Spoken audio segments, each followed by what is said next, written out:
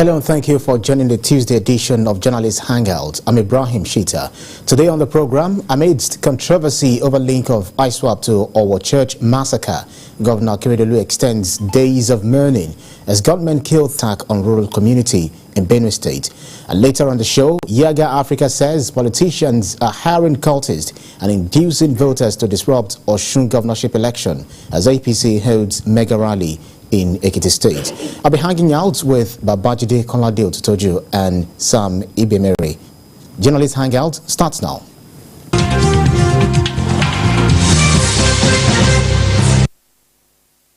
Let's begin with social media. The advent of social media has bestowed certain powers on ordinary citizens, but power without responsibility can be dangerous. With the aim of endangering accountability by online media platforms, the federal government, through the National Information Technology Development Agency, NITDA, has issued a code of practice and conditions for interactive computer service and internet intermediaries platforms such as Twitter, Facebook, WhatsApp, Instagram, Google, and TikTok to operate in the country. According to the head of corporate affairs and external relationship at NITDA, Hadiza Omar, the code of practice will protect fundamental human rights of citizens and promote sustainable digital economy in the country. Issues addressed by the code include legal registration of operations, taxation, and managing prohibited publications. Because we thought we actually come a long way in our digital economy, digital literacy, and so on and so forth. What do you make of these latest developments from NITDA? Well, I know that this is something that government had been planning to do, especially in the wake of our disagreement, quote, with Twitter. Government is trying to, as you can see, they talked about taxation. You know, some of the things that they didn't take seriously, things that they ignored.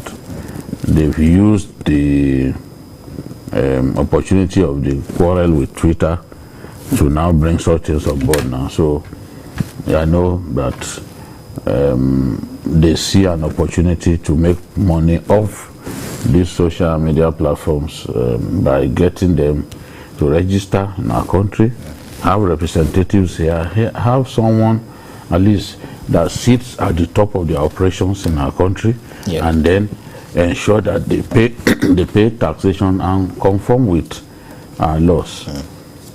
We do not have sufficient details. We do not know the extent to which it affects the ordinary man who uses these platforms. But as we have seen, it is actually targeted more at the social media platforms. If some of what the government is asking for does not, some of those or the things they're asking for do not meet their expectations, do not conform with their own code of practice, I know that they are going to protest, they are going to push back. But at this stage, we don't know fully what government intends to do. We don't have all the details.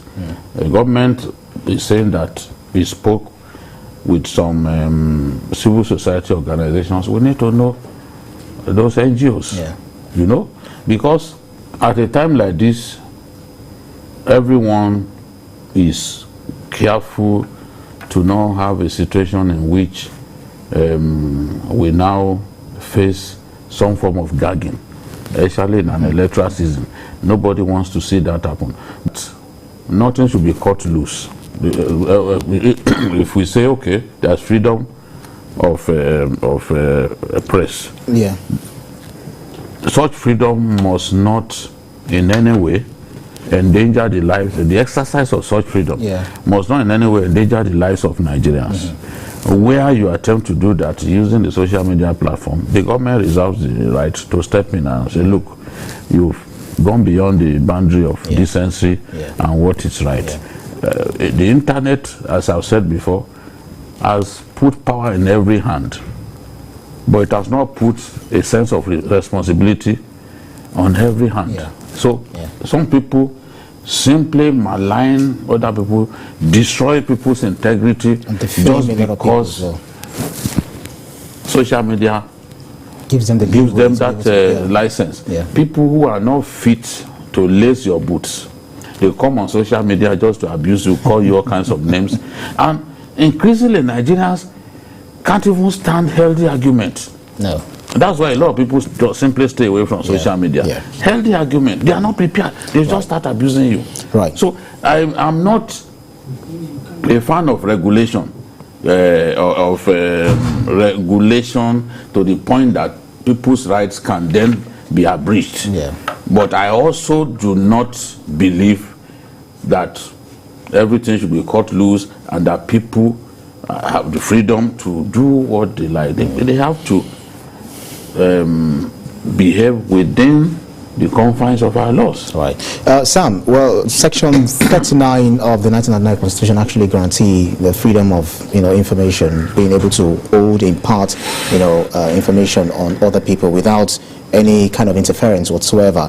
But if you look at Twitter today, for instance, let's just, take Twitter as a case study. You see there hate speech, you see cyberbullying, you see misinformation, disinformation, etc. And just like BKO said, they won't care whether you are older than their father, but they'll actually wash you down. True. So do you think there is that really need to regulate this social media or the internet, as a whole?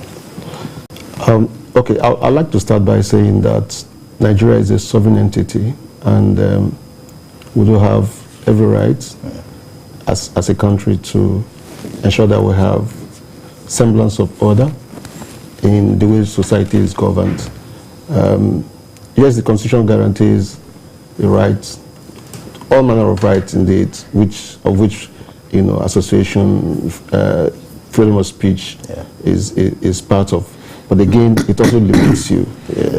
We've talked about responsibility here. I mean, you just don't have access to power. There's a responsibility on the part of those involved to ensure that their rights, stop where those of others, begin.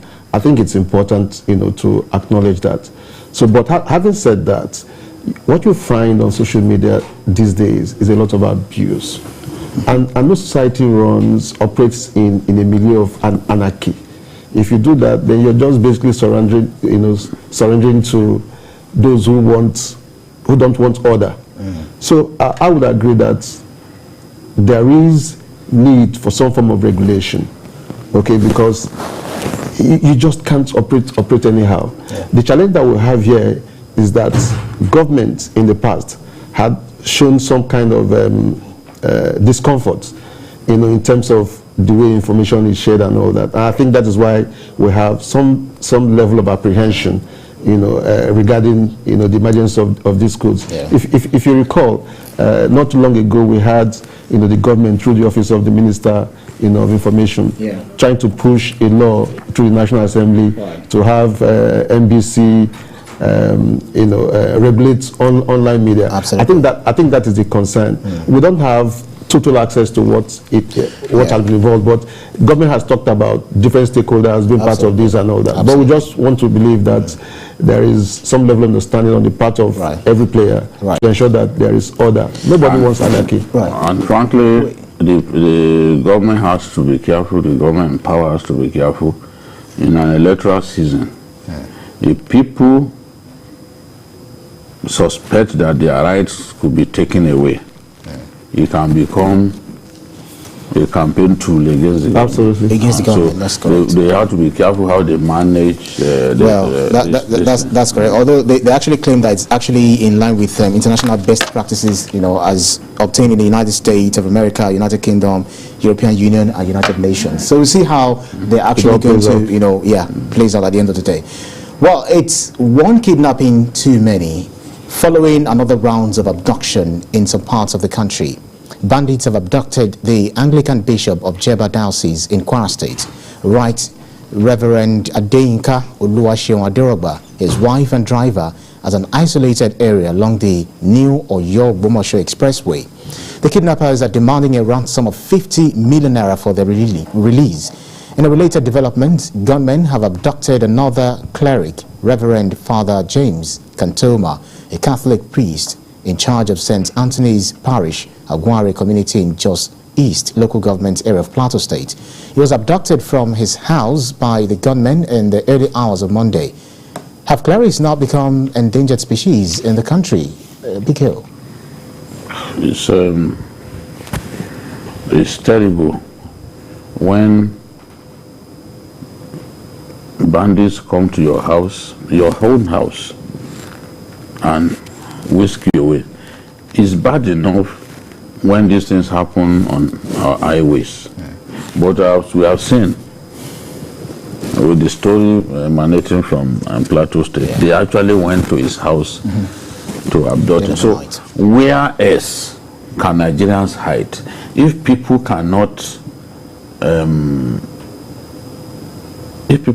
stay in their homes and believe that they are free from the activities of bandits, of kidnappers, then it's very bad. No one is safe anymore. Nowhere else is safe.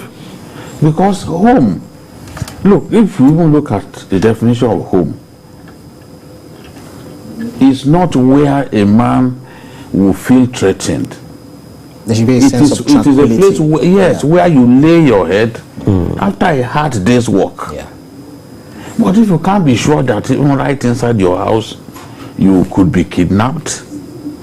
Do you know, I remember one of Nigeria's foremost writers who was kidnapped in Port Harcourt. They came through his roof. And this person that they came to kidnap is not somebody who had money.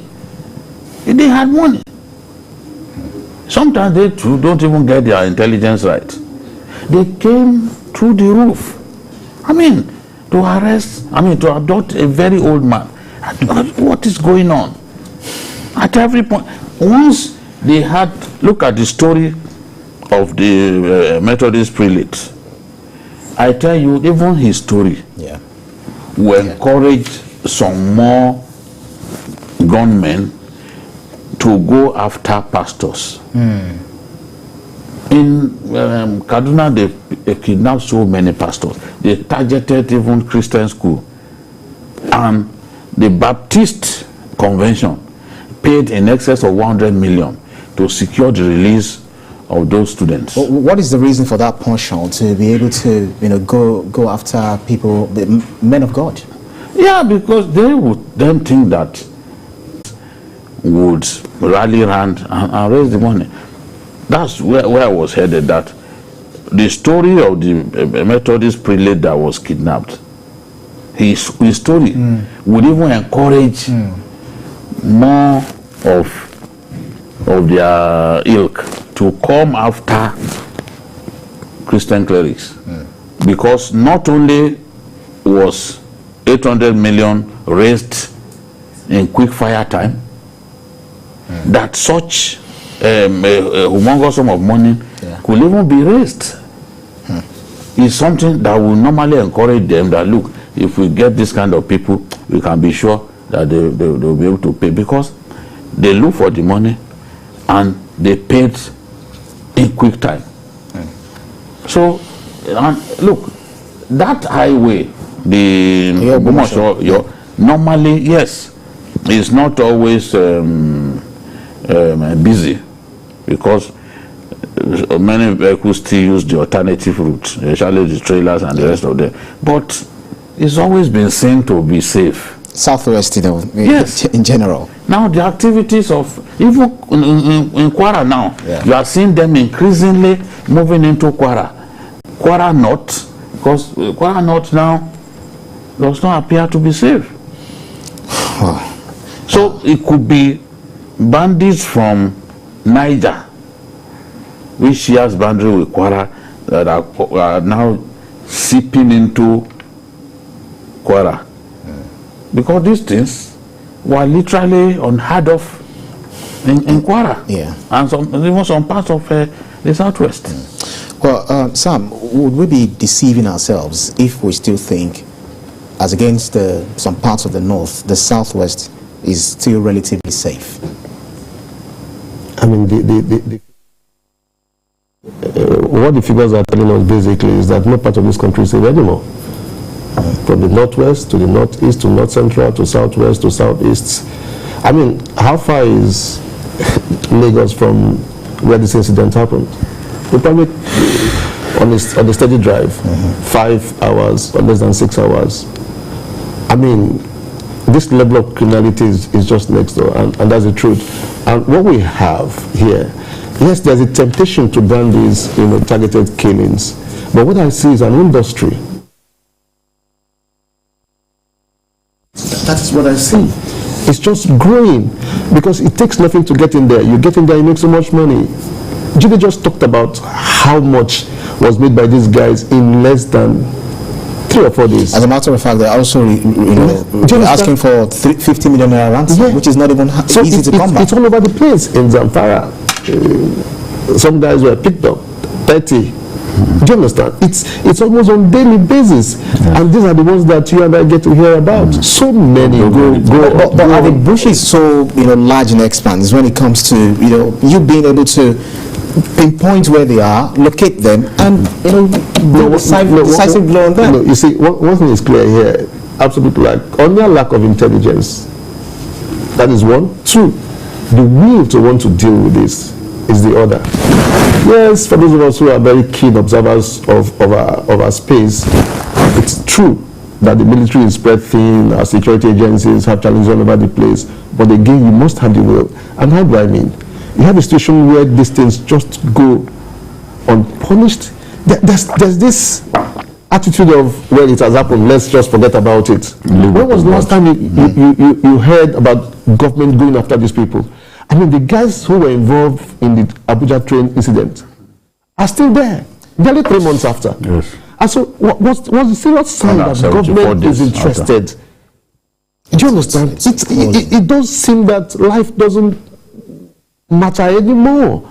And so, citizens are asking for some seriousness on the part of government to deal with this. Make that move and let's see failure. But here, we're not even seeing any moves, as it were. At a point, it even felt that, we were dealing with them, but now we are not seeing any movement. And this is in spite of directives given by Mr. President. Yeah. Repeatedly saying go after these people. We don't see right anything. now, he could even be tired of issuing the same directive.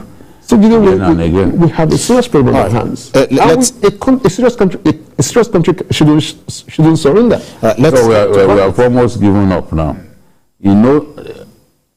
When you see a bandit leader granting interviews, and the interview netting thousands and thousands of views, you sense that the people actually want to read a story or listen to a story out of curiosity or fear or both. So, what is 2G? We're talking about 2G for some time here. It's still boasting. It's boasting. Operating. It's boasting has been saying that look, nobody can stop him. Nobody. He does not fear the army. In a country that has government, that has security and all that. And it's been there. Well, we need to change the complexion of this conversation, but then we'll do that immediately after this short break. Do stay with us on Journalist Hangout. We'll be back.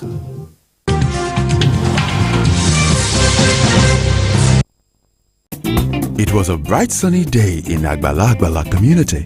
The community popular Jingo has just heard a rumor, and he has come to spread it to everyone.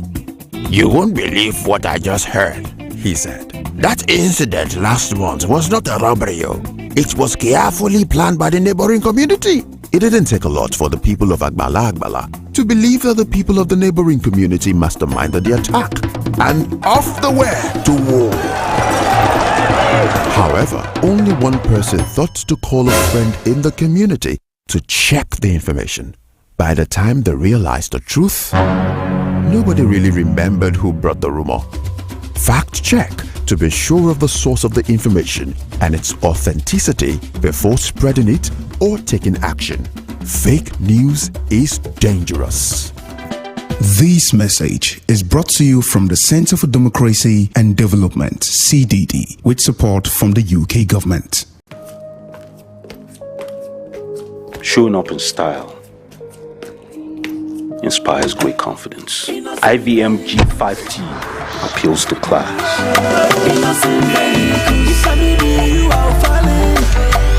Time is of the essence. With IVM Kappa, business and meetings are always on the go.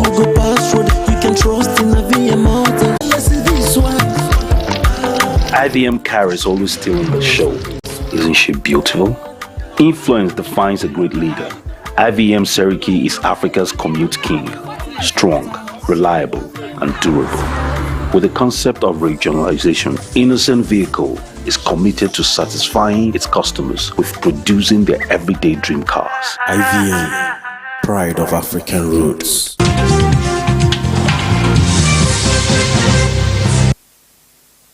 Thanks for staying with us here on Journalist Hangout. I've been speaking with Babajide Kolade-Otitoju and also hanging out with Sam Ibemere. Thank you very kindly, gentlemen. Now, I understand we have someone on the line who wants to actually chip in one or two things. Thank you so much for joining us. Hello. Hello, make your point. Yeah, good afternoon. Simon. My name is Simon. I'm calling from London.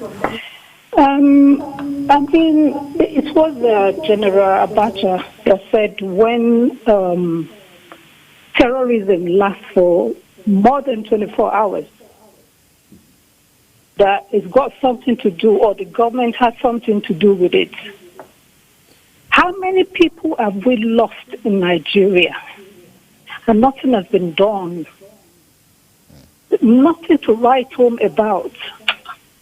It is so unfortunate that we are losing so much Nigerian citizens, and do we really have a government in Nigeria? Imagine what it would have happened to the cleric that went to interview Tuji. The picture was all over the social media. And this cleric has not been invited. A governor also went to the bush to interview him, and nothing has been done to them. In the same climate, in the same country, those people would have been invited. How many terrorists have been indicted? How many terrorists are behind bars at the moment? And we have a president that goes home and sleep there with his own family, and other Nigerian families are in the bush. Right, Simon, thank you very kindly. We understand, it's also all of these rhetorical questions. They're actually really begging for answers. But while Nigerians await news of arrest of perpetrators of June the 5th massacre at the church in Owo, Ondo State, controversy over the group responsible for the killings is raging. The federal government has linked the killings to the Islamic State in West Africa province, ISWAP. But Governor Kade Fayemi of Ekiti State has described the claim as mere speculation. Governor Fayemi said there is no clear and hard fact evidence linking ISWAP or Boko Haram to the attack yet. Meanwhile, the state governor, Rotimi Akeredolu, has extended the mourning period in the state to Wednesday, 15th of June. The extension is sequel to resolution of the Southwest Governors Forum to observe a 3-day mourning period for the victims. In Benue State, gunmen have also wreaked havoc in Igama, a rural community in Opoko local government area. The gunmen killed 37 residents, including women and children. Because this is it leaves a very sad taste in the mouth. There is something that I hear Nigerians say.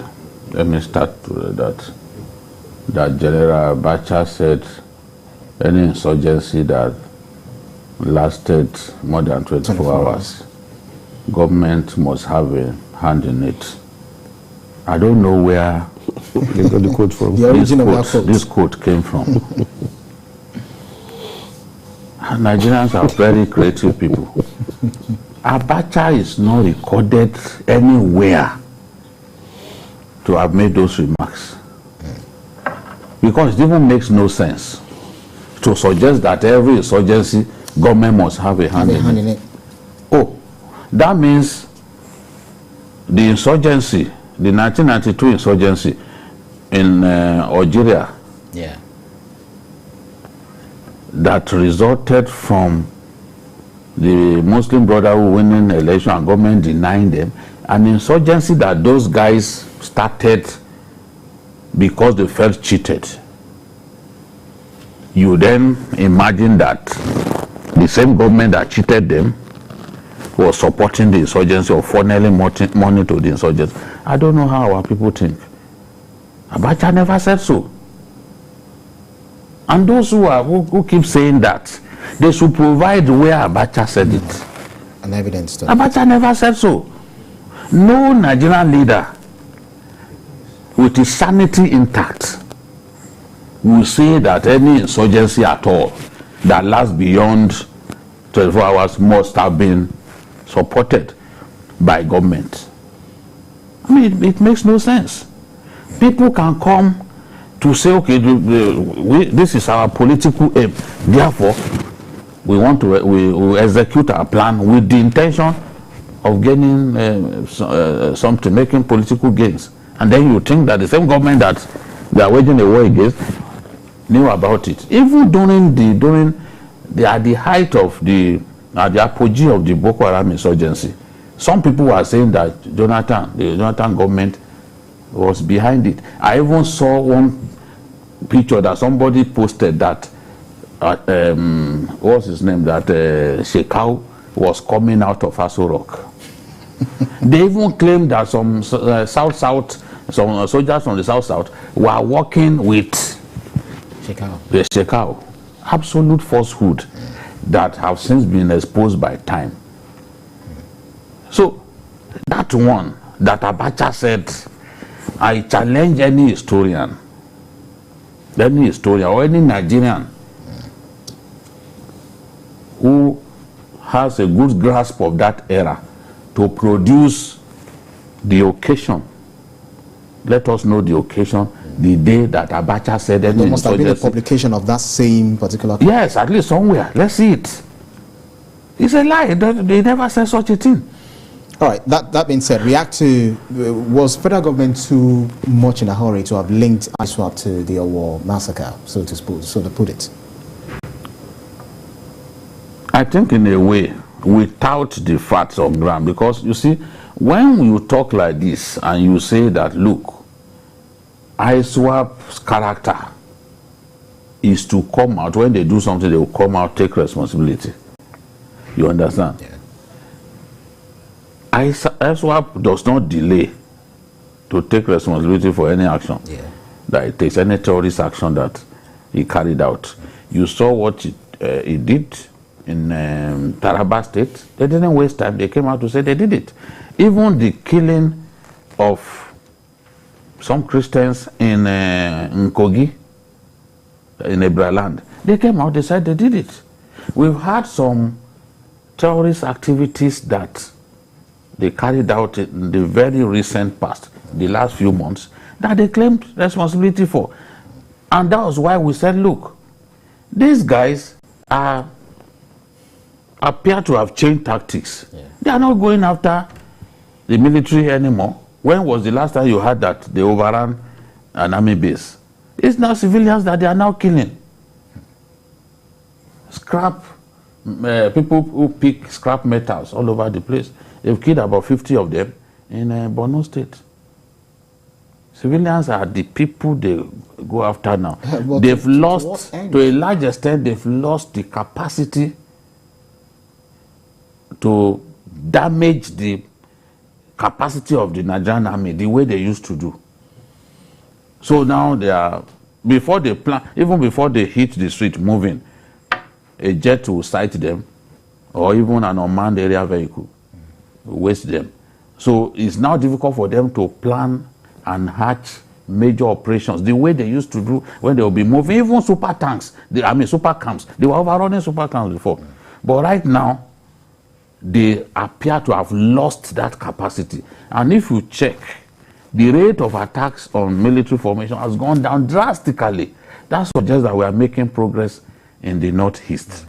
So they appear now to be moving away from the northeast, or moving away from some of the northeast states where they were very active, now going to Taraba, going to some parts of Yobe where they were not attacking people before, and then the north central. Yeah.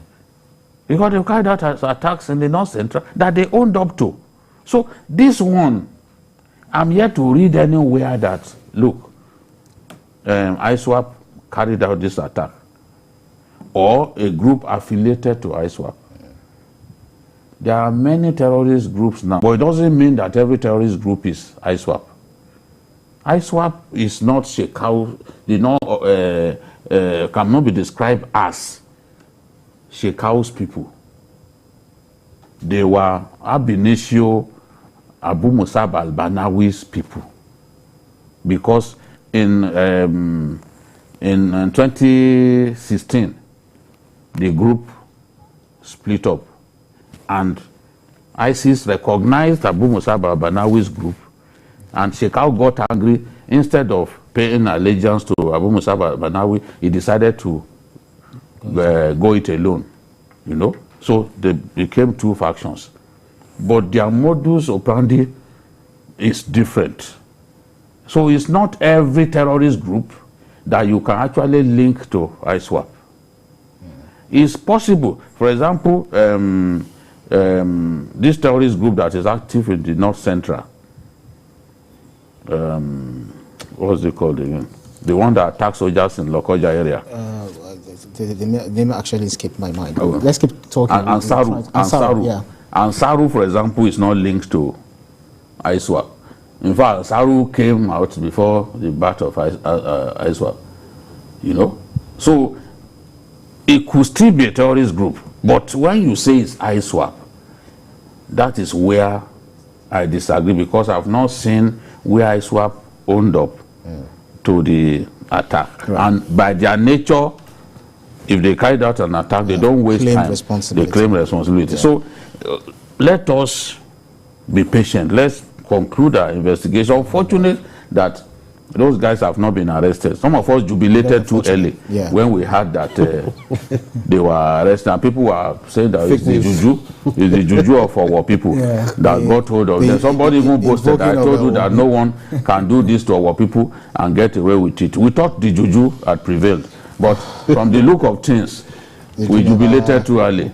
Right. The people that were arrested were not the people who carried out the well, the Southwest has got enviable sophistication which reflects the in their religious pluralism and faith tolerance. So are there fifth columnists working somewhere to drag the southwestern region into a religious war as a result of this?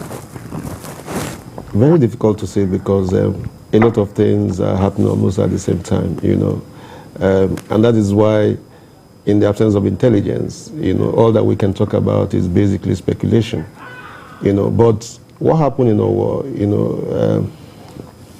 looks all too familiar, in terms of the way the dastardly act was carried out. Yeah.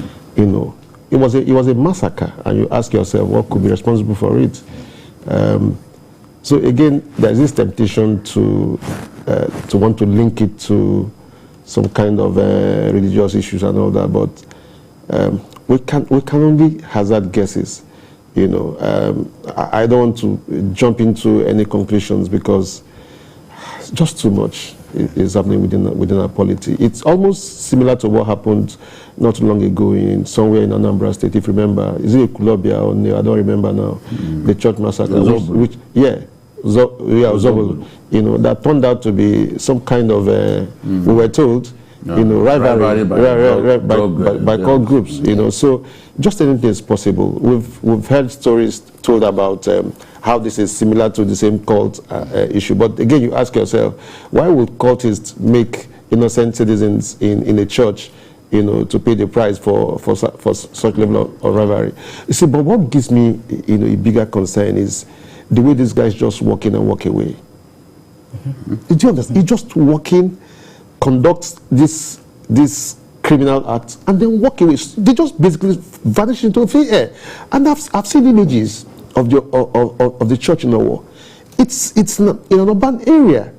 Probably one of the biggest churches you find in Owo. Yeah. So it's not like something that is in a remote place with access road and all that. And the guys just walked in, did what they wanted to do, and walked away. They came in. They came in with sack. They bought corn, and then they again. Exactly. I don't have it, but it just tells you how porous it is.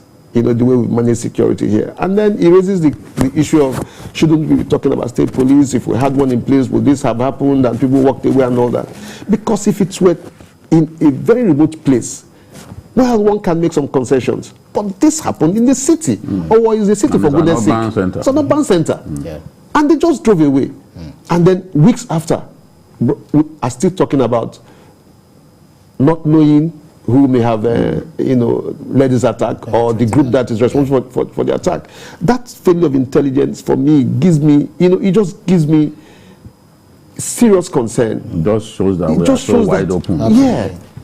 Sam, I wanted to quickly react to that of Benue, you know, ditto to Benue, where 37 residents were also killed, including women and children. So much bloodletting. So much bloodletting. You know, the way we mention figures here is like they don't matter anymore. No. Before walking into this place, life is so cheap. Yeah, I did a basic check. By the first quarter of this year, 1,743 persons had been killed. First quarter.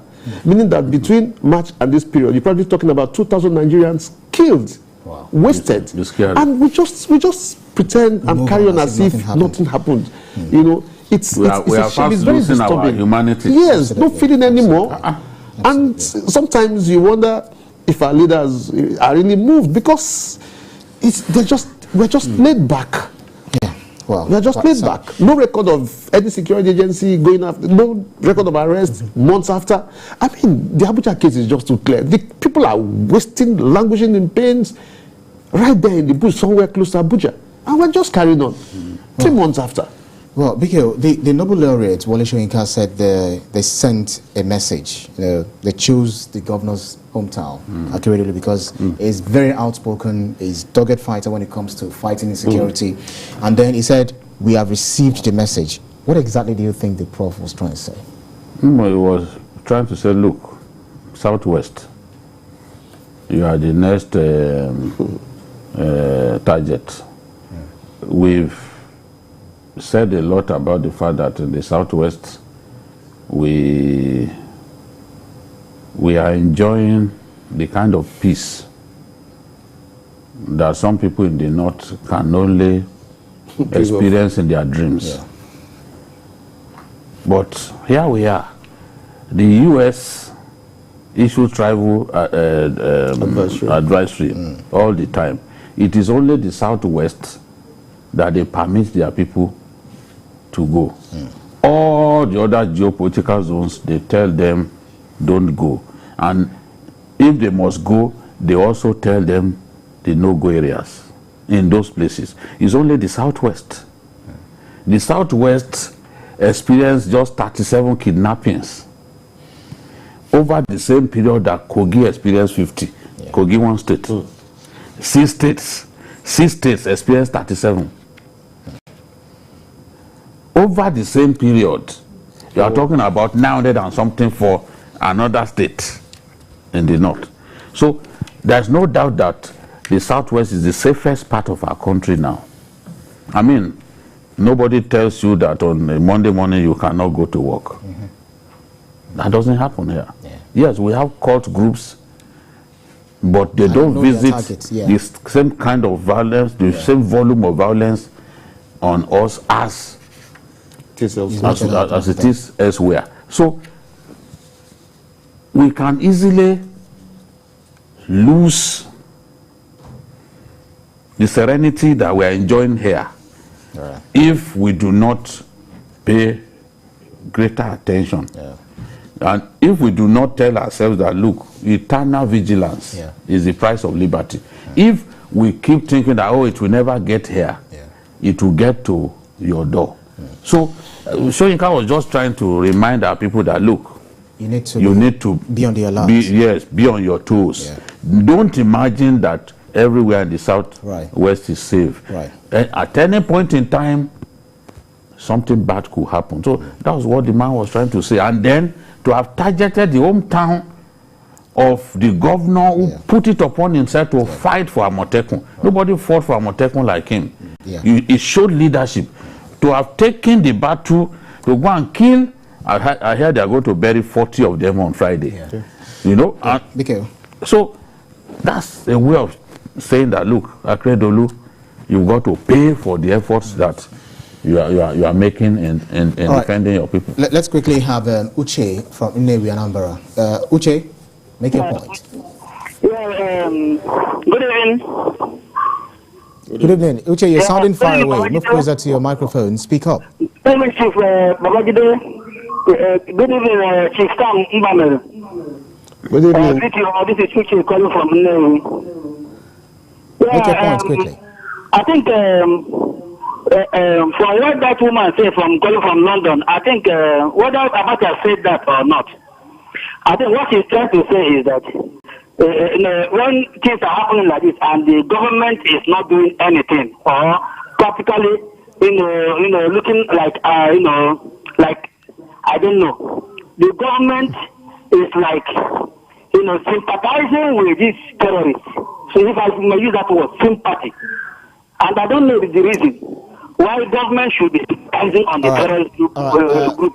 Uche, thank you very kindly. Your point is made, but we don't think that the government is sympathetic, to the cause of the terrorists. There can't be a government and they'll be willing to kill their own people. Yeah. There is no point lying against a dead man. Yeah. He never said that. Yeah. And I repeat, Abacha never said that. But Nigerians are going around always saying that Abacha said, yeah, to what occasion? Don't be surprised. You're a public figure that people can attribute, certain, quotations. Somebody will just sit in the middle of No. And then say... Sometimes, even some time ago on this program, one of my colleagues said something that I didn't even like. Yeah. Somebody went on Facebook and attributed it to me. So this happens. Right. Well, let's move on because of our time. To be forewarned, they say, is forearmed. 2 off-season elections in Ekiti and Osun State are upon us, and it's essential we get their conduct right as dress rehearsals from the 2023 general election. But dangerous signs are already visible. The Youth Initiative for Advocacy, Growth and Advancement, YAGA Africa, has warned that activities of political thugs and cult groups might threaten the peaceful conduct of the July 16th governorship election in Osun State. YAGA raised the alarm following findings of its long-term observers deployed in all the 30 local government areas of the state to assess preparations on the part of all stakeholders involved for the elections. Meanwhile, as part of efforts to boost the chances of its governorship candidate in Saturday's poll in Ekiti State, Biodun Abayomi Oyebanji, the All Progressives Congress has held its mega rally. The campaign attracted the presidential candidate of the APC, Bola Ahmed Tinubu, and governors from the southwest and other states across the country. We can now say, let the game begin. Sam, I'd like to start with you on this. We're looking at what YAGA Africa said, raising the alarm. We thought we have actually advanced way away from electoral violence. Not quite. And I think first we must appreciate that YAGA is not just any other group, very credible. They've been around for some time. Been involved with our electoral system and processes. So when they get to speak, you've got to take it very serious because it's a very credible group. And it just speaks to the danger ahead. It just shows that we're not learning sufficiently from our experiences in the past. I mean, how can we, at this time, begin to talk about, politicians mobilizing cultists, criminals, arming them, to disrupt elections? That can only come from people who don't have confidence, in their ability to go out and compete, all right, and sway voters to their own side. That's just my thinking of what is playing out, and everything must be done to stop that.